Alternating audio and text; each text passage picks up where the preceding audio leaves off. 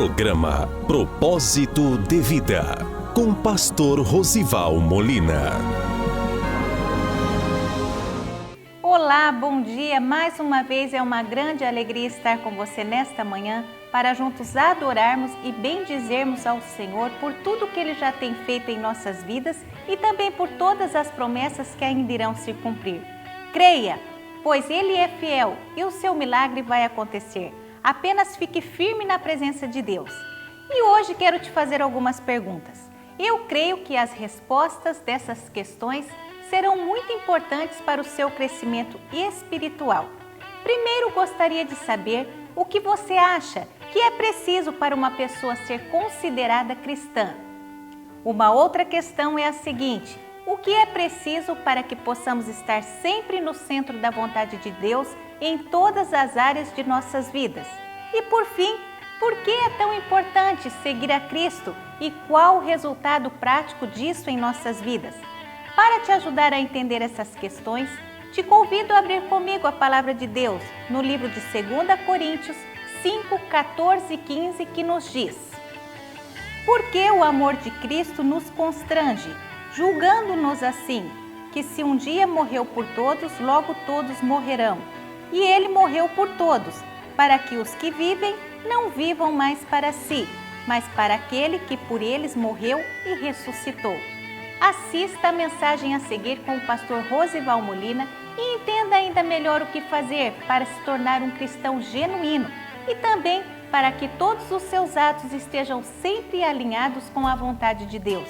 Convide mais alguém, fique conosco e eu creio que o Espírito Santo vai falar com você. Não me escolhestes vós a mim, mas eu vos escolhi a vós, e vos nomeei, para que vades e deis frutos, e o vosso fruto permaneça, a fim de que tudo quanto em meu nome pedirdes ao Pai, Ele vos conceda. Amém? Irmãos, mas eu vim aqui para te dizer sobre o homem cristão, como que deve ser o homem cristão, quais as diferenças entre o homem cristão e aquele homem do mundo. Eu quero começar dizendo para você, a primeira coisa, você que está hoje nos assistindo, qual é a diferença entre o homem cristão e o homem do mundo. Vamos começar falando, irmãos, sobre a vida desses dois personagens, o homem do mundo e o homem cristão. Como que é a vida? A vida do homem do mundo, irmãos, é uma vida cheia de egoísmo, é uma vida cheia de individualismo, é uma vida cheia de falsidade, é uma vida onde pensa só em si, pensa no seu próprio interesse. Os próprios produtos hoje que o mercado oferece já nós podemos notar que é assim, né? Mas agora eu quero falar para você do homem de Deus, como que é a vida do homem cristão. A Bíblia diz, irmãos, no livro de 2 Coríntios 5,15, a Bíblia diz: e Ele morreu por todos aquele que vivem. E agora nós não vivemos mais para nós, mas vivemos por aquele que por nós morreu. Você não vive mais para si, o homem de Deus não vive mais para si, mas ele, a partir do momento que ele aceitou a Jesus, deu o leme da sua vida, deu o controle da sua vida para Jesus, ele vive para aquele que por nós morreu. A Bíblia relata que a sua vida agora é direcionada por Deus. Você não pensa mais como pensava, mas agora os seus pensamentos são voltados aos pensamentos de Deus. A Bíblia diz, irmãos, no livro de Gálatas 6:9, a Bíblia diz: e não nos cansemos de fazer o bem, porque ao seu tempo, no tempo próprio, nós ceifaremos. Eu não sei como você anda, eu não sei, talvez você entrou aqui dizendo: eu estou fazendo bem para esse, bem para aquele, mas ainda nada aconteceu para mim, eu tenho estendido a mão para esse, para aquele. Irmãos, eu quero te dizer, Deus contempla todas as coisas, Deus contempla todas as situações, e no tempo certo você vai semear, porque a Bíblia diz que Deus não vê como o homem vê, Deus vê e sonda os corações. Deus conhece a sua vida, Deus conhece as suas atitudes. Eu sei que você talvez tenha renunciado ao pecado, talvez você tenha renunciado ao mau caminho, talvez você tenha renunciado às propostas, tudo por amor ao nome do Senhor. No tempo certo você vai ceifar, no tempo certo você vai colher. Com relação à vida, irmãos, com relação à nossa vida, a Bíblia diz no livro de 1 Coríntios 10, 24, ninguém busque o proveito próprio, pense na coletividade, pense na tua família, pense nos teus filhos, e fazendo isso, Deus está contemplando, Deus vai mudar toda essa situação, essa aflição que você está passando, Deus vai converter em bênção. Nem se pode comparar as aflições que você está passando hoje com a glória que há de ser revelada na sua vida. Bom, irmãos, então a vida do homem que não conhece a Deus é uma vida de egoísmo, de individualismo, enfim, cheia de pensamento em si próprio, mas a vida daquele que pensa e que conhece a Deus é uma vida de amor, é uma vida de compaixão, é uma vida que ele não pensa só em si, mas ele vive a palavra, ele pratica a palavra, ele sai da igreja e continua vivendo a palavra é a sua condutora, é o seu direcionamento diário. Agora, eu quero falar para você como que são os relacionamentos dos homens que não conhecem a Deus, o homem do mundo. E eu quero falar para você como são os relacionamentos do homem cristão, do homem verdadeiro, do homem genuíno na presença do Senhor. Os relacionamentos, irmãos, dos homens que não conhecem a Deus, é um relacionamento de interesse. O homem do mundo, ele só se relaciona por interesse financeiro, interesse físico, talvez uma questão sexual, um interesse por amor, um interesse de poder, um interesse às vezes até de vingança. As pessoas se relacionam, as pessoas do mundo são assim. Mas eu quero dizer para você como é o relacionamento do homem cristão, como deve ser o relacionamento do homem cristão. Com relação aos amigos, irmãos, o homem cristão se relaciona como está escrito no livro de Hebreus 12, 14. A Bíblia diz: segui paz com todos e santificação, sem o qual ninguém verá a Deus. O homem cristão, ele segue paz com todos, ele segue santo, sem enganar, sem enrolar, sem mentir, porque sem o qual ninguém verá a Deus. Se você quer que um irmão te trate bem, se você quer que os seus relacionamentos sejam uma bênção, seja uma bênção você primeiro. Às vezes as pessoas querem que todos mudem ao seu redor.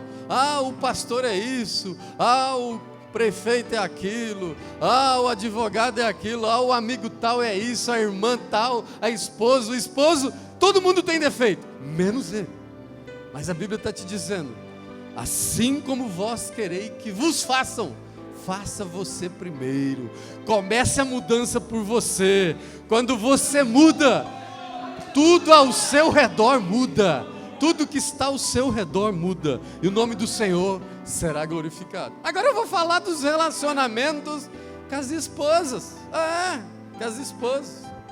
Irmãos, a Bíblia diz no livro de 1 Pedro 3:7. A Bíblia diz: vós maridos, coabitai com entendimento com vossas esposas, dando a elas honra como vaso mais fraco, para que as vossas orações não sejam impedidas.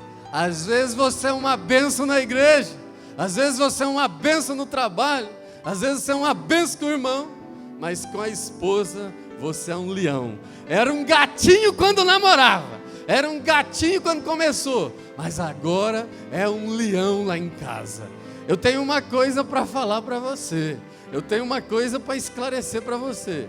Você pode orar de madrugada, você pode fazer jejum, você pode se consagrar, você pode fazer abstinência, renunciar a isso, renunciar aquilo. Se não estiver bem com a esposa, a Bíblia diz: se você não coabitar com entendimento, as suas orações serão impedidas. Haverá um céu de bronze. Quer mudar? Quer que as suas orações sejam recebidas? Quer que Deus recolha e ouça e atenda as suas orações? Coabite com entendimento, dando honra como vaso mais fraco, e o nome do Senhor vai ser glorificado. O nome do Senhor vai ser exaltado. Então eu já entendi os meus relacionamentos com os amigos, já entendi o meu relacionamento com a esposa, mas eu ainda vou falar de relacionamento com os inimigos. Como está escrito no livro de Romanos 12, 20. A Bíblia diz: se o teu inimigo tiver fome, dê algo para comer. Se ele tiver sede, dê algo para beber. E a Bíblia continua dizendo: porque fazendo isso, você amontoará brasas vivas sobre a cabeça dele. Ele vai ficar de cabeça quente. Aquele que era adversário seu, você agiu com amor. Ele teve fome de palavra, fome de amor, fome de atendimento, e você atendeu. Ele teve sede de carinho, sede de atenção, e você atendeu. E a Bíblia continua dizendo: porque fazendo isso, você amontoará brasas vivas sobre a cabeça. Ele vai deixar de cabeça quente. Não vai entender, mas é que não é mais você que habita neste corpo, é o Espírito Santo que habita em você. E o nome do Senhor vai ser glorificado. Porque esse, irmãos, é verdadeiramente o mandamento de Jesus. Jesus nos disse lá em João 15, 12: o meu mandamento é este, que vos ameis uns aos outros, assim como eu vos amei. E agora, irmãos, eu quero falar dos desejos. Eu já falei da vida, já falei dos relacionamentos, agora eu quero falar dos desejos. Como são os desejos do homem do mundo? Como são os desejos do homem do mundo? O homem do mundo é assim, irmão. O desejo de ser feliz é a prioridade dele. O desejo de felicidade é a sua prioridade. Aconteça o que acontecer, ele larga família, larga amigos, larga a igreja. Eu preciso ser feliz. A vida é muito curta. Esta é a postura daquele homem do mundo. Mas eu quero dizer para você agora a postura e o desejo do homem de Deus. O homem de Deus é assim, irmãos: o desejo de ser santo é maior do que o desejo de ser feliz. O desejo de santidade é maior do que o desejo de felicidade. Ele renuncia à carne, ele renuncia ao mundo. O desejo de ser santo é maior do que o desejo de ser feliz. Agora eu vou falar de você. Olha só, a Bíblia também nos diz no livro de 2 Timóteo 2:22. A Bíblia diz: foge das paixões da sua mocidade. Foge das paixões da sua... Tem gente casado vivendo como se fosse solteiro, vivendo a vida da mocidade. A Bíblia nos recomenda fugir das paixões da sua mocidade. E segue com fé, com justiça e com amor. Então enfrentar o inimigo é mais fácil do que você enfrentar a você mesmo. Porque a Bíblia nos diz que a nossa luta nessa vida, irmãos, é contra 3 coisas. Nós lutamos contra o inimigo das nossas almas, nós lutamos contra o mundo e nós lutamos contra a nossa própria natureza. Com relação aos desejos, vença você mesmo, irmãos. Tem as 3 barras que o homem tem que vencer. Você pode ver, a história dos homens caídos sempre passou por essas 3 barras. Ou foi a barra de ouro, o desejo de ficar rico rapidamente. Ou foi a barra da saia, de ver uma mulher mais nova, uma outra mulher. Ou foi a barra da fama. Algum dos 3 desejos aconteceu e levou o homem à ruína. O desejo de ser santo tem que ser maior do que o desejo de ser feliz. Pastor, mas como é que eu faço isso? Fácil. Mateus 6,33 diz assim: buscai primeiro o reino de Deus e a sua justiça, e as demais coisas 5 serão acrescentadas. Fácil, irmãos. Faz a vontade de Deus primeiro e as demais coisas vão ser acrescentadas. Vai acrescentar amor no seu casamento, vai acrescentar nas suas finanças, vai acrescentar no seu ministério, vai acrescentar na sua vida emocional. As demais coisas serão acrescentadas. O maior exemplo é o próprio Jesus, que faz a vontade do Pai. Faça a vontade de Deus, o nome do Senhor vai ser glorificado na sua vida, o nome do Senhor vai ser exaltado na sua vida, irmãos. Bom, eu já falei da vida, eu já falei dos relacionamentos, eu já falei dos desejos, agora eu quero falar das coisas. Como são as coisas do homem do mundo e como são as coisas do homem de Deus, do homem cristão. O apóstolo Paulo nos diz assim lá em Filipenses: esquecendo-me das coisas que para trás fico, prossigo para o alvo da soberana salvação em Cristo Jesus. E ele continua falando de coisas, ele diz assim: buscai as coisas que são de cima, pensai nas coisas que são de cima. E ele continua dizendo: mas em todas as coisas nós somos mais do que vencedores. E ele continua ainda falando de coisas lá no livro de Filipenses 4:12, ele diz: posso todas as coisas naquele que me fortalece. Irmãos, não deixe as coisas distanciar você de Deus.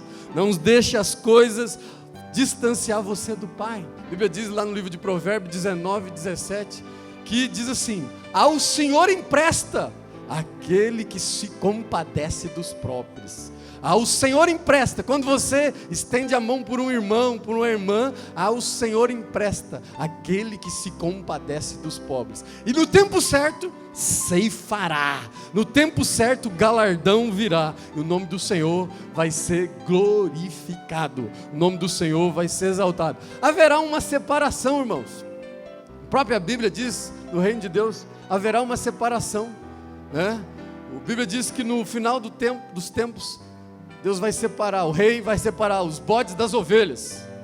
E ele faz um questionamento e diz: porque tive fome, não me deste de comer, tive sede, não me deste de beber, era estrangeiro, não me hospedaste, estava enfermo e não foste me ver, estava nu, não me vestiste, e enfim, estava preso e não foste me ver. E os discípulos questionam: mas quando estava nu, não te vestimos, estava enfermo, não fomos te ver, estava preso, não te visitamos, era estrangeiro, não te hospedamos, quando nós fizemos isso? E o próprio Jesus diz: quando você faz isso, lá no livro de Mateus 25:40, quando você faz isso a um dos meus pequeninos, a mim o fizeste. Quando você estende a mão por um irmão, quando você estende a mão por um pequenino, ao próprio Jesus você está estendendo a sua mão. E o nome do Senhor vai ser glorificado. Ah, pastor, então eu já entendi sobre a vida, sobre os relacionamentos, sobre os desejos e sobre as coisas. E o que é que eu tenho que fazer então? Eu vou compartilhar com você. Eu vou compartilhar. Primeira coisa, irmão, procure ser o melhor possível. Eu não sei como você está. Procure ser o melhor possível nessa vida. Procure ser o melhor como homem. Procure ser o melhor como cristão. Não adianta você ser 10 na igreja e ser 0 na sua casa. É preciso ser 10 na igreja, mas você precisa ser 10 na sua casa. É preferível você ser 7, 7, 7. 7 na igreja, 7 no trabalho, 7 nas contas, 7 com a esposa, 7 com os filhos, do que ser 10 na igreja, 1 na sua casa, 9 com os irmãos da igreja, 0 com os relacionamentos, com os pagamentos. Não adianta. É melhor ser 7 em todas as áreas, sendo constante, do que oscilar. Você não será aprovado. Ir para o monte fazer consagração é bom, muito bom. Eu vou dizer para você que é bom. Fazer uma semana de jejum é bom? É muito bom, irmãos. É muito bom. Ah, pastor, fazer vigília é bom? Muito bom, excelente. Mas existe alguma coisa melhor do que isso? A Bíblia diz: eis que o obedecer é melhor do que sacrificar. Sabe esse monte de sacrifício de vigília? Diz: é melhor se obedecer a palavra, praticar a palavra na igreja, fora da igreja, na sua casa, nos seus relacionamentos, na vida aí fora. Eis que o obedecer é melhor do que o sacrificar. Tudo isso é muito bom, mas obedecer ainda é melhor. Então o que eu tenho que fazer, pastor? seja o melhor possível em todas as áreas, ainda que seja 777, seja o melhor. O que mais, pastor? É preciso você agir como se fosse filho de Deus. Não adianta você glorificar, não adianta você adorar, é preciso agir como ser um filho de Deus. Você sabia que para você ser um bom pai da sua casa, você precisa aprender a ser bom filho primeiro? Você sabia, você que deseja ser um empresário, você que deseja ser patrão, você sabia que para saber mandar bem, saber para dar ordens, é preciso aprender primeiro a obedecer. Quando você deixa o Espírito Santo guiar a sua vida, quando você deixa o Espírito Santo conduzir todos os seus passos, toda a sua vida, você se torna filho de Deus. Uma terceira coisa, irmão, que você precisa fazer: vença os seus medos e os seus complexos. Não tenha medo. Quando o Espírito Santo está em você, você pode todas as coisas. A Bíblia diz que você é mais do que vencedor. Mais do que vencedor, irmão, é aquele que nem começou a luta, mas ele já sabe o resultado. Sabe o vencedor? Quando tem uma corrida, uma luta, um atleta, o vencedor só sabe quando termina a corrida. O mais que vencedor é aquele que nem começou a corrida, nem começou a luta, ele já sabe, ele que vai ganhar. Não sei o que você está passando, eu não sei o que você entrou aqui passando, não sei como que você entrou aqui, mas talvez você está passando injúria, perseguição, necessidade. Mas quando você está fraco, aí você ora mais. Quando você está na luta, aí você clama mais. Quando você está na batalha, aí você suplica mais. Então quando você está fraco, aí então você é forte. Vocês têm mais intimidade. Ah, pastor, mas será que eu consigo, pastor? Consegue, irmãos. A Bíblia diz no livro de Filipenses 1:6: eis que aquele que começou a boa obra é fiel para concluir. Vira por mão da esquerda à direita e fala assim, ó: tenha paciência comigo que eu estou em obras. Tenha paciência comigo, irmão, eu estou em obras. Talvez eu sou meio chato, talvez eu ainda sou meio desorientado, eu não estou entendendo tudo que você está me falando, mas tem paciência comigo, irmão, eu estou melhorando. Olha como é que eu era, eu já melhorei muito, eu estou em obras. Eis que aquele que começou a boa obra é fiel para concluir. Continue firme, continue adorando. Deus vai continuar, Deus vai acabar essa obra que Ele começou na sua vida. O nome dEle vai ser glorificado.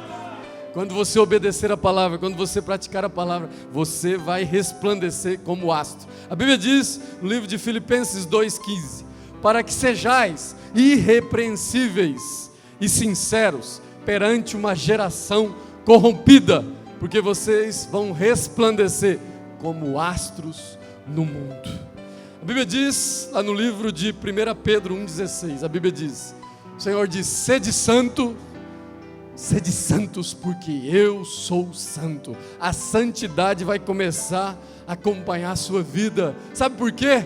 Porque você vai orar sem cessar, você vai clamar sem cessar, Deus vai te dar vitória, você vai se tornar uma pessoa cada vez mais espiritual, você vai se tornar um homem espiritual. E eu tenho um segredinho para você que é homem espiritual: Deus vai te dar sabedoria. A Bíblia diz, no livro de 1 Coríntios 2,15, a Bíblia diz: mas o que é espiritual discerne bem todas as coisas, mas em nada é discernido. Você vai entender as ciladas, você vai entender as emboscadas. A Bíblia diz que o homem espiritual discerne bem todas as coisas, em nada é discernido. Ninguém vai te entender. Vão preparar uma cilada para cá e você vai para lá.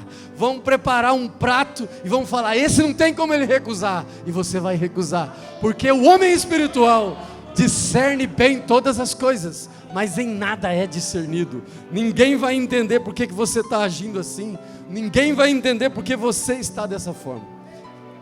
Você vai ter uma vida diferente. E uma outra coisa, você estará no centro da vontade de Deus. No centro da vontade de Deus. A Bíblia diz, irmãos, no livro de 1 Tessalonicenses 4:3, porque a vontade de Deus é a sua santificação. Você vai ter prazer nas coisas do Senhor, você vai ter prazer em adorar ao Senhor em santidade, em espírito e em verdade. E por último, irmãos, você produzirá bons frutos. Você vai produzir bons frutos. Sabe aquele homem que ninguém dava nada? Sabe aquela pessoa que ninguém reconhecia nada? Ninguém fazia, nem queria nada? Deus vai dar bons frutos. Sabe por quê? Porque a Bíblia diz no livro de Mateus 7,18: não pode uma árvore boa dar frutos maus, nem tampouco uma árvore má dar frutos bons. Se você mudar a sua vida, se você mudar o seu caráter, se você mudar a sua existência, os frutos também serão bons. O nome do Senhor vai ser glorificado. Você é um escolhido de Deus. A palavra escolhido, irmãos, quer dizer estrategicamente posicionados. Escolhido é estrategicamente posicionado.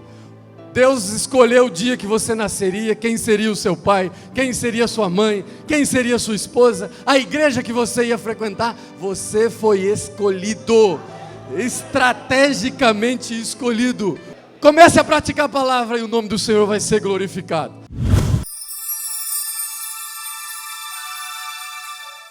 Eu creio que o Espírito Santo falou ao seu coração e foi possível você entender que para se tornar um verdadeiro cristão, são necessárias algumas mudanças emergenciais na sua forma de viver. Em primeiro lugar, você precisa rever sua vida e todos os seus relacionamentos, para que desta forma você não viva mais para si mesmo, mas que a mente de Cristo venha habitar em seu coração. E agindo com esses pensamentos, suas prioridades sejam voltadas para a sua família e também para o seu próximo, onde todos os seus atos sejam marcados pelo amor, pela misericórdia e também pelo perdão. Além disso, é necessário uma revisão geral em todos os seus desejos pessoais, onde a vontade que realmente deva prevalecer não seja mais a sua, mas sim a vontade de Deus. E desta maneira, você possa cada dia mais se doar e abençoar todas as pessoas ao seu redor. Pois a Bíblia nos diz, no livro de Mateus 5,44, eu, porém, vos digo, amai os vossos inimigos, bendizei o que vos maldizem, fazei bem ao que vos odeiam, e orai pelo que vos maltratam e vos perseguem, para que sejais filhos do vosso Pai que estás no céu. Fazendo isso, você então resplandecerá como um astro neste mundo e será considerado um verdadeiro filho de Deus, produzindo todos os frutos do Espírito. Bom, nosso programa já está chegando ao final, mas antes quero compartilhar com você nossa agenda para esta semana e eu já volto para orarmos juntos. Cultos na sede. Domingo, culto da família às 19h30. Terça, culto de oração com o pastor Marcos. Quarta, reunião das mulheres. Sexta, culto de campanha. E nas congregações, domingo às 19h30 e na terça e quinta às 20 horas. Pai, mais uma vez nos colocamos na Tua presença para Te louvar e engrandecer o Teu santo nome. Te agradecemos por todas as maravilhas e milagres que já nos tem concedido. Obrigado por Tua palavra nesta manhã, obrigado por Tua presença neste dia. Agora, neste momento especial de oração, nós clamamos a Ti por todas as pessoas e por todas as famílias que estão nos acompanhando neste momento. Deus, restaura o lar do Teu filho e da Tua filha, Senhor. Aumenta o amor, amplia o entendimento, a compaixão. Visita todas as causas que os Teus filhos e as Tuas filhas apresentam diante de Ti neste momento. Derrama a Tua bênção e que mais uma vez o Teu nome venha a ser glorificado. Nós cremos na Tua intervenção, na vida de todas estas pessoas. Em nome de Jesus. Amém.